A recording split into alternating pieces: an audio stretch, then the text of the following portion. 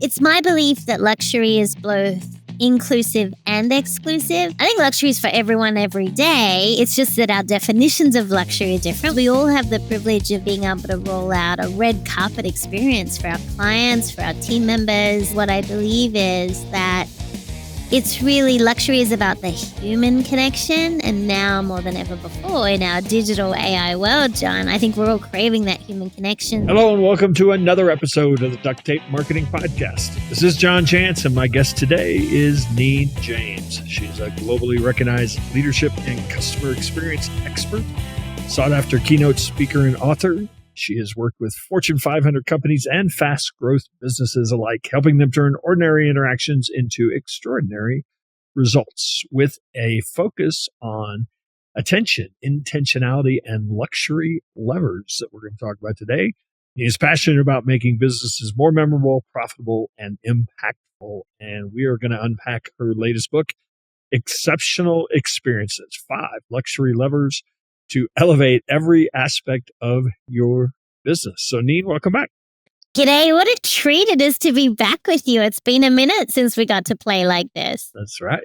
So we need to start here, I think, because you kind of opened the book by saying, okay, let's talk about this word luxury, what it actually is, right? Because I think we think Ritz-Carlton, we think Rolex, we think Mercedes, whatever. I'm not even sure those are the most luxurious brands, but you get the point. But that's how people think. So if I'm an accounting firm or I'm a remodeling contractor, like, what does luxury have to do with me? Yeah, I think luxury is a divisive word, John. I think to your point, some people think it's expensive or it's elitist or it's unapproachable. And yet I'm on this mission to really reframe and change the narrative around that. It's my belief that luxury is both inclusive and exclusive. So inclusive, John, meaning I think luxury is for everyone every day. It's just that our definitions of luxury are different. We can get into that. But I think it's exclusive because we all have the privilege of being able to roll out a red carpet experience for our clients, for our team members. And so if you look at my body of work, you mentioned intentionality and attention. So if you think back through the books that I've already written, Folding Time, I said to the world, you can't manage time, but you can manage your attention. And then I published Attention Pays, where I said it's really intention that makes our attention valuable. And I had shared that attention's about connection, right? And I see my new book, Exceptional Experiences, as the evolution of all of those things, because what I believe is that it's really luxury is about the human connection. And now more than ever before in our digital AI world, John, I think we're all craving that human connection. So really, to me, luxury, what it means to me and what it means to you could be different. And so what I did was a research study on that very topic. So even luxury as a word, John, it is one that we all need to kind of think about what it means to us personally and what it means to brands.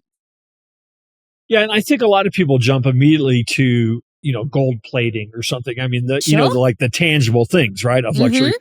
And I think I may have read this actually in your work. It's really more, luxury is more of a feeling or how you make somebody feel, right? Or how whatever the product or purchasing the product makes you feel. Yes. And I think that's probably should we even say luxurious? Does that sound more like a feeling? Yeah, and I think it is. But John, I think too, what makes you feel special and feels like luxurious to you could be different to someone else.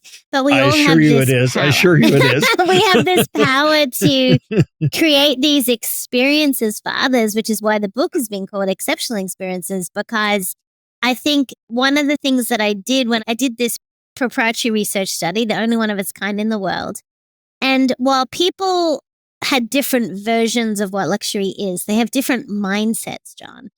What they all agreed was that luxury could be defined as high quality, long lasting, unique, authentic, and indulgent. Now, indulgent is the word that most people will be like, well, some people are like, oh, I don't know if that's me. But think about all the other 4 words, John. They could apply to leadership: high quality, long lasting, authentic, and unique. And so that's truly how luxury is defined. So then what we do is we take it a step further and say, well, what does luxury mean for you? And that could be different. So also in the subtitle, 5 luxury levers: attention, anticipation, personalization, generosity, gratitude. Did I get that right? Yeah, so we have taken these 5 luxury levers, and what we've said is, because of all the consulting that I do with global brands, whether it's as a keynoter or whether I'm a confidant to the CEOs working with their teams, what I realized was this experience elevation model, which is the framework is inside the book. You can all see that in the book. Is what I realized is my CEOs are measured on 2 things, and so are so many of the small businesses listening to this or the marketing professionals, and that is they're measured on mind share and market share. The model has been designed so that you do everything from capturing the attention of the clients you want to work with, right? Which as marketers, we're in the attention business, right? How do we capture the attention? And so that is really top of mind. How do you really grab that mind share? All the way through to the pinnacle of the model is how do you create advocates of those same people, which is really about driving revenue, which is about market share. So if you think top of mind, top of market, what my experience elevation model does inside the book, it's just a framework that anyone can apply as you entice people to do business with you and invite them into your community. You get them excited about what you're offering and then delight them with all the different ways you can do that so you ignite them to be advocates. That's the 5 luxury levers. All right. So let's unpack them, each of the words. Can we? And you say lever, I say lever. We can go with whatever makes you feel comfortable, but I know our listeners are probably saying, what did she say? Lever? We can go with lever for today. Okay. So attention's kind of a loaded word for marketers, right? Because it's getting really noisy. There's so many distractions because everybody's trying to get our attention. So what are some practical ways that attention is more about being present rather than being loud? It is. And I mean, John, think about it. As marketers, we're brilliant storytellers. But what I think we need to do is, and while the book does mention storytelling as a system of elevation, of course, because we need to be able to tell stories, one of the stories that can really capture people's attention is origin stories. If you look to luxury brands like Chanel, if you've even walked into a Chanel makeup counter in your department store, every product, every piece of merchandise, every name is associated with Coco herself. And as the sales associate explains the name of that lipstick and why it is the way it is, and that the merchandise has been designed like the staircase in her apartment in Paris, all of a sudden, as a consumer, you're like, oh, I need that lipstick because I want to be closer to Chanel. So when it comes to attention, it's not just about storytelling. It's also about the origin story so that people get to understand why you as the small business owner, why you as the marketer are so passionate. But another system and a practical thing we talk about here as far as capturing attention, John, is being more collaborative and being very creative. Billy Castamont, one of my favorite champagne houses, they partnered with Huntsman Savile Row, a bespoke suit tailor. Now, what do those 2 businesses have in common? Well, they share the same kind of clients. But what they were able to do was to create a tweed that was based on champagne. The white flowers, the white foam of champagne, the steel vats were the silver, the green leaves of the vines. And so they created a tweed based on their partnership that they then sold to their clients. So understanding that if we want to capture attention now, John, we have to do it in more creative ways through the origin stories, through the collaborations we have. But being present for some of us in the most practical sense is sometimes just putting our phone down. Sometimes it's just actually looking at the person and saying hello and making them feel seen and heard. That's a very easy way for all of us, no matter what business we're in, to be more present. Right. I want to go to another one, and we don't have to unpack all 5 of these, but one that I thought was kind of curious, or I'm curious about, was anticipation as the hallmark of luxury. Can you maybe use an example of that one? Because the book is loaded with case studies. Yes. When you think about it, the luxury lever, to use your word, of delight is, how do we anticipate needs that people don't even know they have? And let's think about this. I think too often as marketers, as small businesses, as managers of businesses, we act like the bellhop. And a bellhop in a hotel is vital. They move the bags quickly through the hotel lobby and up to your room, and efficiency is key, and it's very transactional for them, right? But if you think about it, we don't want to think like a bellhop. We want to think like a concierge, because a concierge, John, they're the most well-known, revered position in a hotel. They're the go-to person, which is what we want to be as a small business or a marketer, right? And what they do is they get us that ticket to that particular concert or that table we couldn't get that reservation. But here's how a concierge is different. The concierge anticipates needs we didn't even know we had. They make suggestions in our community or in the hotel or things we didn't even know we wanted. But what that requires is a fascination. Luxury brands are genius at personalization and customization. Personalization is really about information. And as marketers, we have a lot of information data points. Customization is about connection. How do you connect in a deeper way to the clients who already love you or want to do business with you? But I think it is fascination that requires that anticipation. We have to be so curious about the people we want to serve, John, that we ask the extra questions, that we get to give them our undivided attention. So personalization, customization, fascination, this anticipation, we need to have systems in place to do that. We need to teach our team to be more curious, to spend more time, to capture those data points so we can use it in our conversations later. It might be the simplicity of a newsletter that you have and actually using the person's name and capturing their first name in your sign up form. So that's the simplest, easiest way, and get it right so the spelling is correct. But let's at the simplest form, we love the sound of our own name, John. You know, if you go into your coffee shop and they know your name or your favorite restaurant, you just smile a little bigger because someone saw you. That's what anticipation. It's funny. I mean, some of this is right out of, in some ways, is right out of How to Win Friends and Influence People, right? It's some of the... Dale Carnegie said it himself in the early 1900s. That when he wrote that book, he says, a person's name is the sweetest sound. And he was right back then, and it's as right today as it was back then but the stealth message, don't tell anyone. But the real message of this book, John, is how do you make people feel seen, heard, and valued? Luxury brands do that so well. My whole body of work is about how do you create these moments that matter for people? And he had it right when he wrote that book, How to Win Friends and Influence People. And we all crave that. You talk about something, because I'm sure there's some people that are starting to say, okay, this is great. Like, how do we start kind of thinking this way or bringing this around? You talk about something you call experience audits. You want to kind of walk us through that? Yeah, I think it doesn't matter. You don't have to have a luxury product to provide a luxury level of service, right? So you could be running a mechanic shop.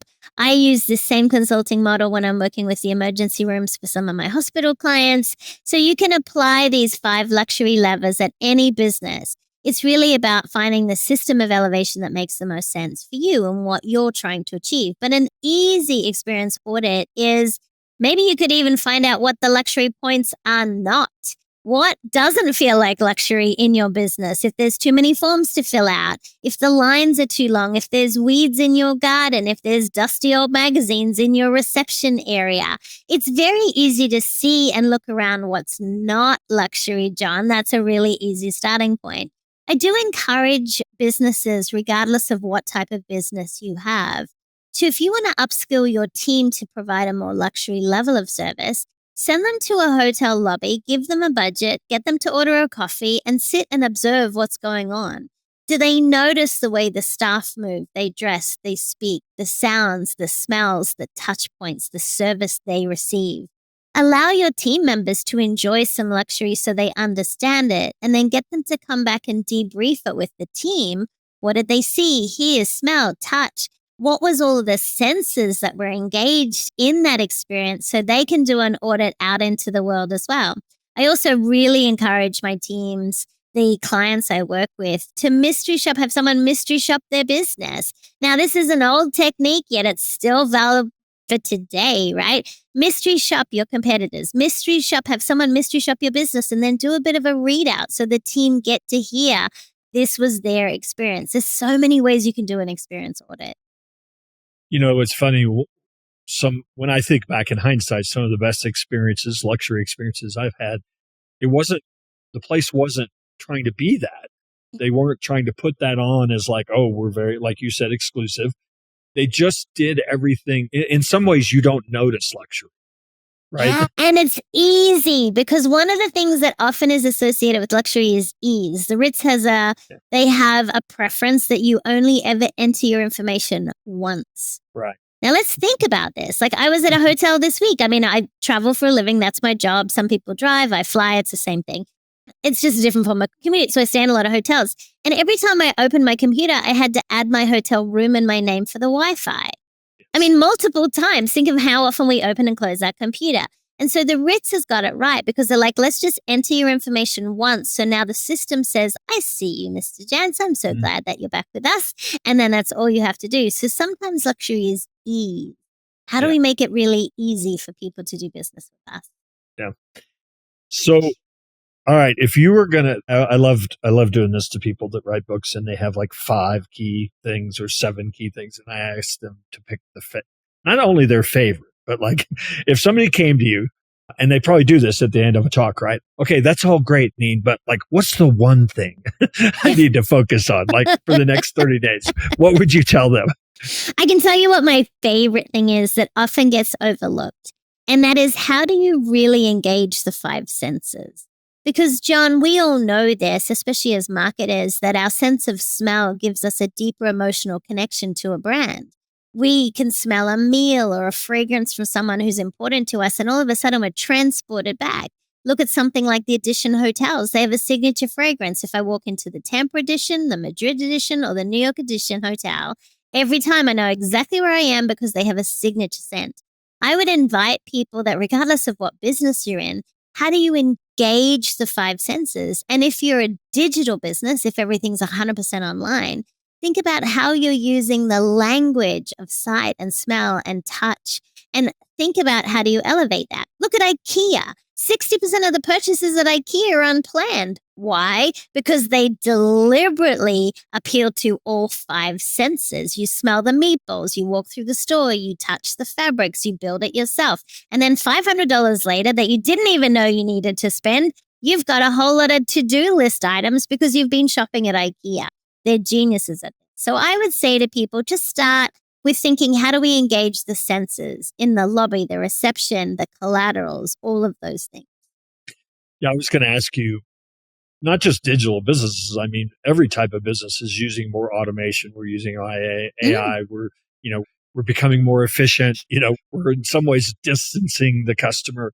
How do you take advantage of the fact that I think people are craving that more because they're losing it? Because I do things like I still write handwritten notes. I'm a big fan of a handwritten note. And so that's an easy way to say to a client, we really appreciate doing business with you. And it costs me a stamp and 2 minutes of my time. I'm also a fan of sending like what I call lumpy mail. So like actual packages in the post so that someone opens it. Because if you get your mail at the end of the day, I don't know about you, but all the white envelopes generally equal some sort of bill or invoice. So if I get something that feels like a present, it's awesome. It's a credit card application. Okay. There you go. So I think what we need to think about is how do we bring the human connection back into those opportunities? How about instead of just sending an email, what if you got out your cell phone and you shot a short video and sent a text message and said, I love doing business with you. By the way, we just got this new set of tires in. I think they'd be great for your car. I just wanted to let you know about them. Here's a picture of them. Send. Imagine if we brought our voice, our human voice back into business through video messaging, through the text messaging, through voice notes. There's so easy ways. It still feels like a system of elevation. But instead of just sending yet another email that's going to land in someone's inbox and get cluttered up by the 200 other emails they have, what if you leverage that personal touch? That's the type of thing. If you see something and say, hey, I saw this and I thought of you, that's a very easy line to say to a customer, like, I see you, I hear you, I know you, you're important to me. That's why I think luxury is about human connection. And I do think, I personally recognize when somebody, it's easy to hit, like you said, send, to 20,000 people at once, right? That's why it's appealing because you can do it. It's efficient. But that's thinking like a bellhop. Yeah, I was going to say, but I personally notice when somebody does something that I know they can't automate. Yes. And it's more obvious now, John. And when you think about it, if you really want people to pay attention to what you're doing, you don't want to be like everybody else. You want to think about, for example, I use pink. My brand is pink, if people didn't know that and you're listening to this. I use pink mailers for books that I send out. Does it cost a little more? Sure. But when people get it, they say, I knew it was from you immediately because there's a consistency of the brand, right? But I still have to ship things, so I might as well just choose something that feels a little bit more unique.